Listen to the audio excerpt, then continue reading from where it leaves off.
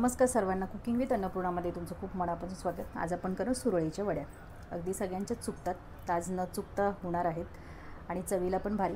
त्यासाठी 1 कप बेसन घ्यायचं आहे, 1 कप दही, 1/4 कप रवा घ्यायचा आहे, बारीक घ्या जाड घ्या कोणताही चालेल, 2 हिरव्या मिरच्या, 1 इंच आल्याचे तुकडे आणि जिरे घ्यायचे 1 चमचा। ते मिक्सरच्या भांड्यामध्ये जे दही घेतलं आहे ते घालून घ्यायचे। त्यासोबत आपल्याला घालायचं आहे बेसन, बारीक रवा घालून घ्यायचे, जिरं, आलं आणि हिरवी मिरची। जर तुम्हाला लसूण आवडत असेल लसूण घातला तरी पण चालेल। त्यामध्ये आपल्याला पाव चमचा हळद घालून घ्यायचे आणि इथे आता पाण्याचं प्रमाण आपल्याला 1 कप आधी घालून घ्यायचे आणि मिक्सरमधून छान असं पेस्ट करून घ्यायची याची। तर इथे एक भांडे घ्यायचे, त्यामध्ये गाळणी ठेवायची आणि जे तयार झालेलं बॅटर आहे ते गाळून घ्यायचे, म्हणजे त्यामध्ये आलं, हिरवी मिरची, जिरं वगैरे असेल ते येणार नाही, सर्व चोथा आहे तो बाजूला निघेल। आता एका चमच्याच्या साहाय्याने त्याला असं थोडं हलवून घ्यायचं। पाहू शकताय हिरवी मिरची आणि आल्याचे तुकडे राहिलेले आहेत।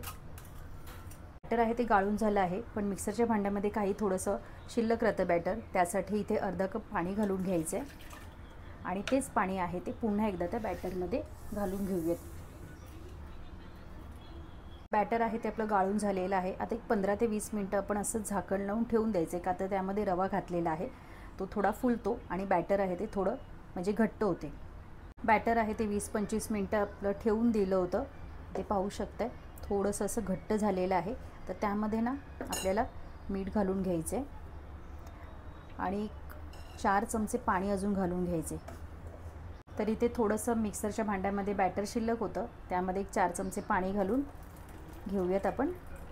पाणी घालून झाल्यानंतर मिक्स करून घ्यायचं बॅटर, त्यामध्ये 1 चमचा तेल घालून घ्यायचे, जसं आपण नेहमी बेसन शिजवतो त्या पद्धतीतच मिक्स करून घेऊयात पुन्हा एकदा।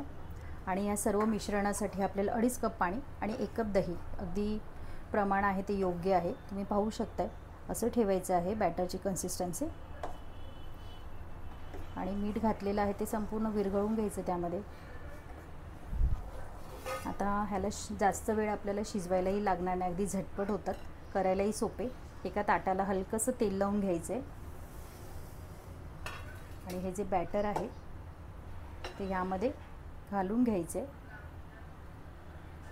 साधारण 1-2 चमचे तरी, आणि हलकंसं असं पसरवून घ्यायचं।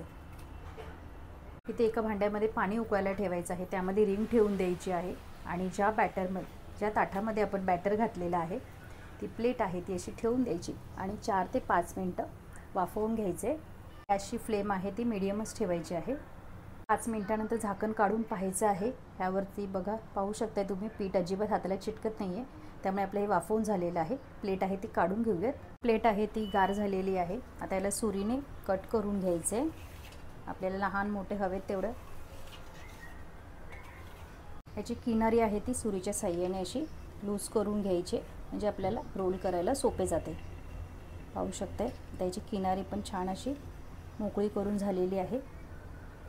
त्यावरती थोडंसं ओलं खोबरं घालून घ्यायचं आहे आणि आता एक वडी आहे ती अशी रोल करून घेऊयात। त्याची कडा जर निघत नसेल तर थोडी सुरी लावून त्याला उचलून घ्यायचे आणि असं रोल करत जायचे, हलक्या हाताने करायचे। पाहू शकता अगदी मस्त मऊसूत झालेली आहे, कुठेही अशी चिवट नाही दिसत आहे। तर इथे तुम्ही पाहू शकताय सुरळीच्या वड्या आहेत ते आपल्या तयार झालेल्या आहेत, अगदी मस्त होतात आणि सोपी पद्धत आहे। जे नवीन असतात त्यांना येत नाही, कारण ते पीठ वगैरे ज्यावेळेस शिजवतो त्यावेळेस ते चुकलं जातं, तर ह्या पद्धतीने केलं तर कधीच चुकणार नाही। आणि रवा घालायचं कारणच ते होतं की त्याला बाइंडिंग येण्यासाठी। त्यावरती फोडणी करून घ्यायची, फोडणी मी आधीच करून घेतली होती, फक्त मोहरी आणि कढीपत्त्याची। वरतून आता ओलं खोबरं घालून घ्यायचे, त्याचसोबत इथे बारीक चिरलेली कोथिंबीर, चवीला अगदी भन्नाट होते।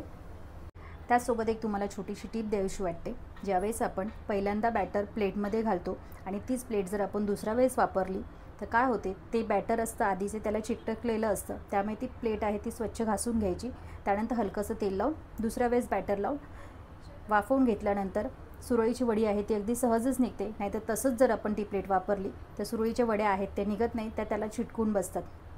आणि आजची रेसिपी कशी वाटली तुम्ही नक्कीच सांगा आणि लाईक शेअर सबस्क्राईब करायला विसरू नका. धन्यवाद.